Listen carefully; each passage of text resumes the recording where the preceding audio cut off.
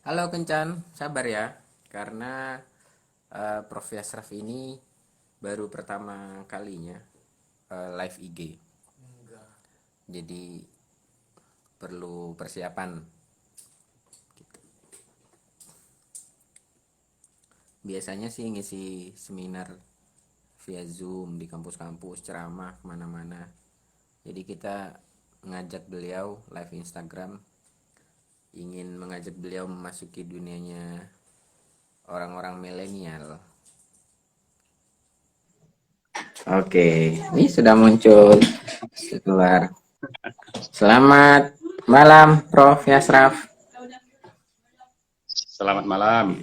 Suaranya jelas ya, kedengeran? Jelas, jelas. Oke, alhamdulillah. Oke, jadi sempat molor sedikit waktunya karena soal teknis, tapi nggak masalah. Sudah banyak di sini yang bergabung, termasuk sepertinya salah satu di antara mahasiswanya Prof. Yasraf sendiri. Oke, tampaknya gambarnya agak kurang jelas di sini. Sinyalnya mungkin ya. Gambar saya di situ jelas, Prof. Jelas sih, ya.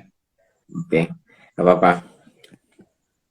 Oke, kita mulai acara pada malam hari ini, bincang-bincang santai untuk peluncuran sebenarnya, peluncuran buku terbarunya Prof. Yasraf yang berjudul Trans Estetika. Buku yang sebenarnya sudah lama kami rencanakan untuk terbit, tapi tertunda karena satu dan lain hal, sehingga penerbitannya baru akan kita laksanakan pada bulan depan. Nah, untuk menyambut buku ini, kami sengaja mengundang Prof. Yasraf untuk berbicara via Instagram. Ini medianya anak milenial sebenarnya, Bro. Dan yang terutama malam kali ini kami mewakili penerbit Cantik Pustaka, mewakili semua kru, mengucapkan selamat ulang tahun yang ke-65 kepada Prof. Yasraf. Semoga sehat selalu, semoga bisa tetap produktif berkarya dan tidak lelah untuk memberikan sumbangan pemikiran kepada anak-anak muda di Indonesia.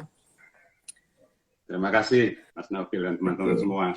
Nah, kita mungkin akan mengawali perbincangan pada malam hari ini dengan satu pertanyaan kecil sebenarnya tentang kilas balik usia 65 tahun yang itu bukan waktu yang singkat sebenarnya. Nah, kami ingin mengetahui proses kreatif dari Prof. Yasraf sendiri. Persisnya kapan Prof. Yasraf memutuskan atau paling tidak belajar menulis, belajar berkarya sampai akhirnya menemukan satu posisi di bidang semiotika misalnya. Itu kapan dimulainya, Prof? Mungkin bisa cerita. Iya, Mas Naufil, ya sebetulnya kan saya waktu kecil itu kan ini ya, memiliki satu, nggak tahu lah, mungkin satu gift lah gitu ya. Di mana saya waktu kecil itu pernah juara gambar di tempat saya itu. Tapi juga waktu kecil itu saya juga nilai-nilai yang berkaitan dengan penulisan itu juga besar ya, nilai tinggi. Nah, matematika saya juga 9 dulu, aljabar itu juga 9 dulu. Berbeda jauh dengan Nah, saya. Oke. oh berbeda jauh ya. Jadi sebetulnya kalau dari segi potensi ya, kalau mau bicara potensi itu, ya saya kan masuknya jadinya kan ini ya, masuknya itu kan ke seni rupa dulu S1 saya. S1 saya. Padahal cita-cita saya kan dulu kan bukan itu ya, di bidang yang ada IPA-nya tuh, apa namanya, kedokteran. Nah, yang memang selama saya studi di seni rupa itu, barangkali ya, bakat yang hidup itu hanya bakat ini, bakat seni, gambar, membentuk, dan sebagainya. Itu sih yang hidup pada waktu itu. sepertinya bakat menulis itu terpendam ya, hilang, mengendap lah gitu pada waktu itu ya. Nah, jadi berjalan waktu ya begitu sampai saya selesai di tahun 1986, ya bakat-bakat menulis itu selalu terpendam, nggak pernah keluar itu. Nah, paling sekali-sekali saya kan diminta menerjemahin gitu ya dari bahasa Indonesia ke bahasa Inggris kan, biasalah masa mahasiswa. Padahal saya waktu itu juga tidak bisa bahasa Inggris, sebetulnya saya nekat aja gitu ya, menjadi translator gitu kan. Nah, di situ saya mulai juga ini ya, setidak-tidaknya kan menyusun kalimat dan sebagainya itu kan terasah kembali ya pada waktu itu gitu. Betul. Baru kemudian waktu saya ke Inggris, nah mungkin saya juga ada sih beberapa pengantar biografi saya itu diceritakan pembimbing saya di Inggris itu memberi semacam tugas ke saya, kamu kalau pulang ke Indonesia, kamu harus nulis buku. Bahkan diberikan semacam kerangka penulisannya. Nah, dosen saya itu Lauren Gaman, misalnya itu feminis ya, jadi pemikir feminis Inggris itu. Dia memberi order ke saya itu nulisnya mengenai consumer society. Diberikan kerangka besarnya, nanti silakan kamu kembangkan sendiri dalam konteks Indonesia gitu. Kalau tadi Mas Naufil menanyakan kapan, ya sejak itu semangat menulis itu kembali muncul. Dan pas saya pulang di tahun 90-an itu, ya saya sambil secara bertahap itu mulai nulis di Kompas kan ya, mulai juga mengikuti beberapa seminar yang memang harus menulis. Nah, jadi itu kalau dibicara tahun ya itu di tahun 90-an itu potensi dan juga bakat dan juga drive-nya lah, dorongan untuk menulis itu bangkit kembali gitu. Itu Mas Nopil kalau sejarahnya gitu ya. Oh iya, itu tampaknya penulisan akademik terjadi karena tantangan dari dosennya, kemudian yang kedua mungkin karena faktor berkarir di dunia akademik itu sendiri kan. Tetapi persisnya kalau dibilang penulisan yang sifatnya belajar, kemudian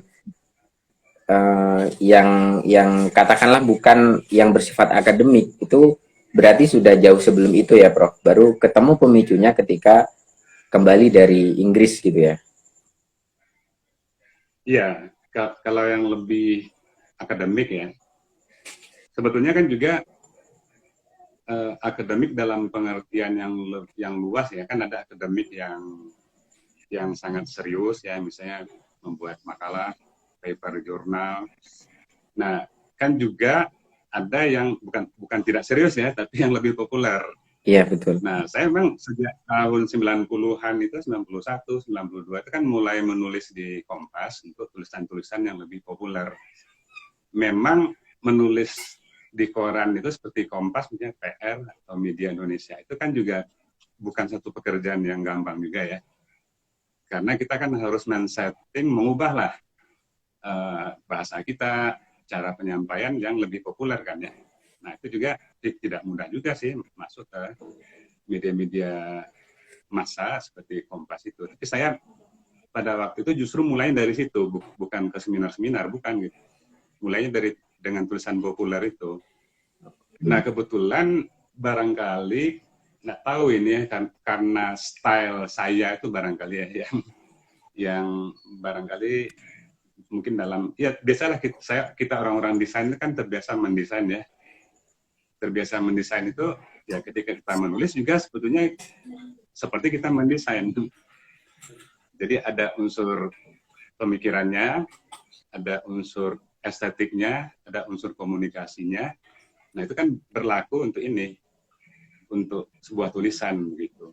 Nggak tahu nih, mungkin karena kombinasi itu barangkali beberapa tulisan saya tidak lama sih ngantrinya ya di Kompas. Itu kan ada beberapa teman saya yang sudah bertahun-tahun nggak diterima-terima di opini Kompas. Akhirnya mudeng gitu ya, bukan mudeng siapa? Stuck itu apa ya? mandek gitu, Mandek. terbentur, akhirnya mundur, nggak mau lagi nulis di korannya. Nah saya tidak lama ya, hanya 1-2 tuh langsung diterima gitu. Jadi kalau boleh dikatakan saya memulainya justru di itu, di tulisan-tulisan populer di media massa. Tapi Begitu Mas Novel. tapi justru karena kemasannya yang populer itu menjadi tidak terbatas jangkauannya sehingga semua bisa menikmati. Guys, saya sela sebentar, ini kayaknya ada Kang Jejen juga nonton. Halo Kang Jejen, apa kabar? Ini temannya Pak Yasraf yang nulis buku teori budaya Iya. kontemporer bersama Pak Yasraf. Nah, tampaknya juga nonton.